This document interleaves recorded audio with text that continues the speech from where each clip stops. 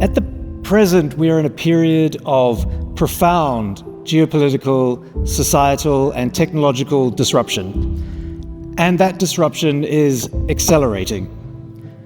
I believe we stand on the edge of a radical new world order, and unfortunately, a moment of ideological conflict and war.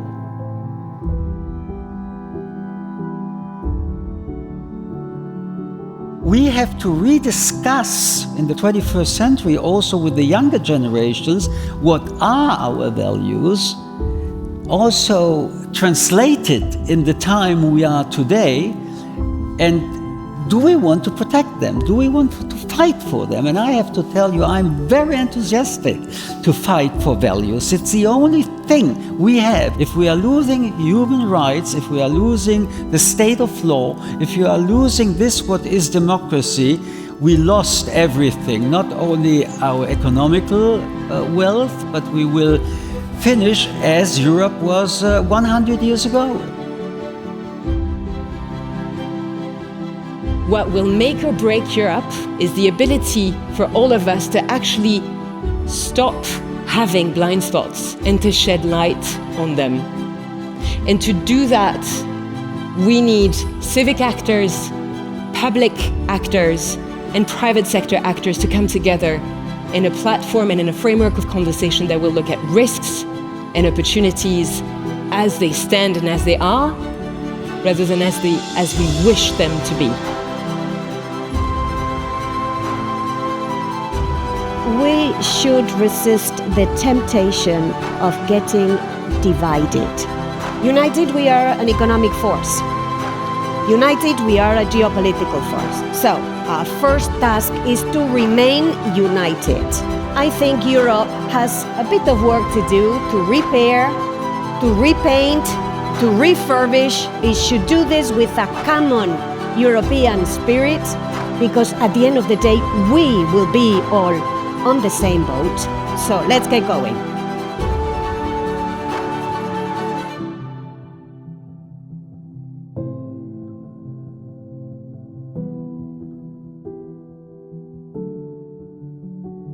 Please welcome the Director of Lucerne Dialogue, Dr. Dominik Isler.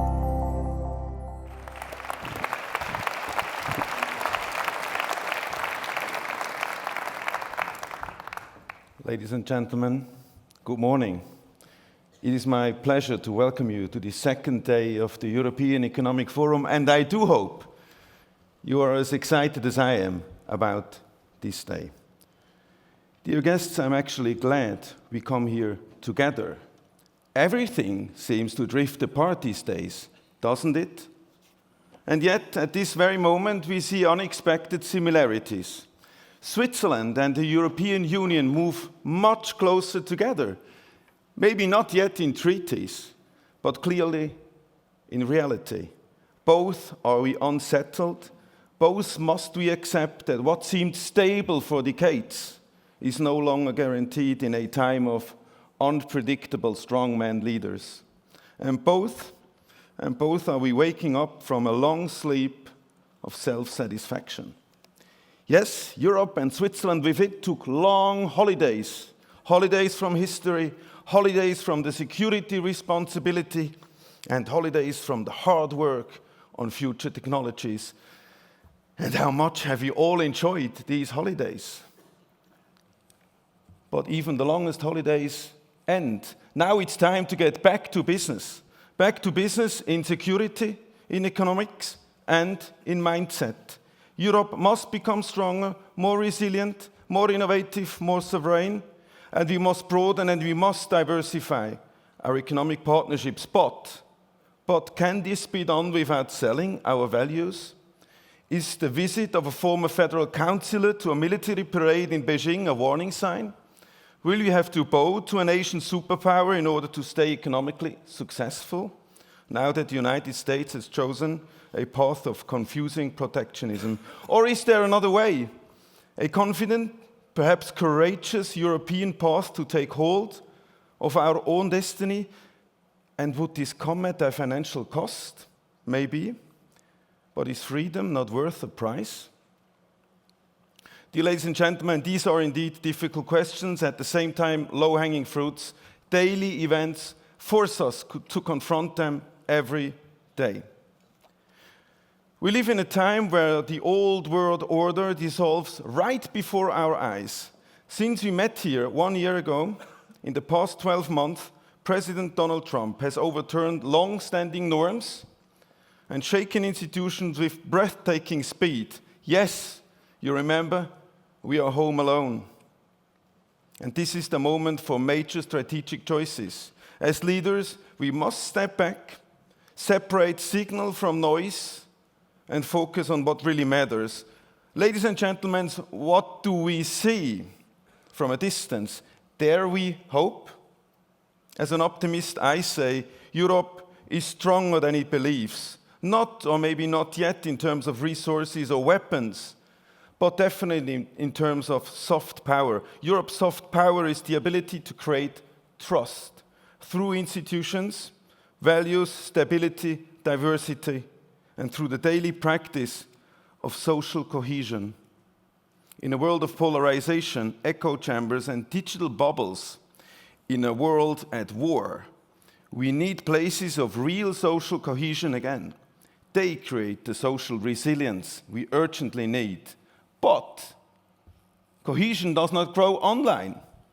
Maybe it grows here today, and it definitely grows in systems like our Swiss citizen service, where people with different backgrounds serve together, work shoulder to shoulder for the common good, and build trust across the whole society, just like in the old days in the army.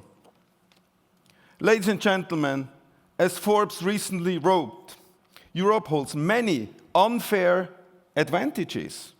World-class universities, very strong talent base, solid social and economic models built on substance and not on hype. This is Europe's soft power, a culture of long-term thinking, stability and reliability. But these strengths obviously only unfold if we dramatically remove systemic brakes. Too much regulation and bureaucracy, too little risk appetite, far too little investment by pension funds in venture capital, and slow technology transfer. So yes, Europe has the talent, Europe got ideas, but we do not yet turn potential into real impact. So if we redesign Europe, then with confidence and out of this inner strength, we must allow people in Europe to dream big again, to believe that they can rise no matter where they start. Ladies and gentlemen, while preparing this speech, I noticed something.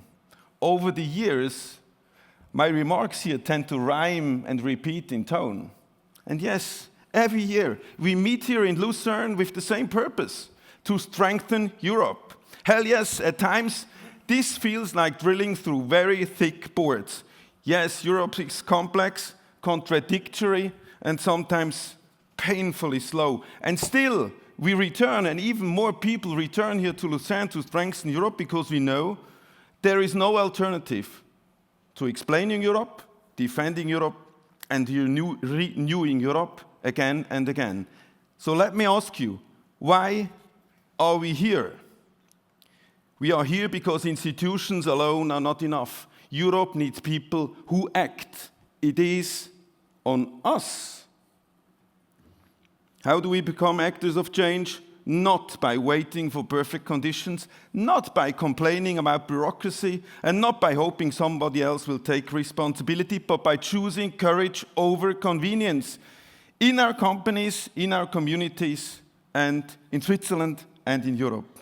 So speak up, show up, amplify, vote, connect, embrace risk, become a politician, and act with speed and scale. Ladies and gentlemen, it is on us. Wealth, freedom, and democracy are not inherited rights. They must be earned by every generation anew. So this is our task, to strengthen Europe, to defend our values, our prosperity, and our principle, and to earn them again and again and again. That is why we meet here every year, not because it's easy, but because it's necessary. Enjoy your day.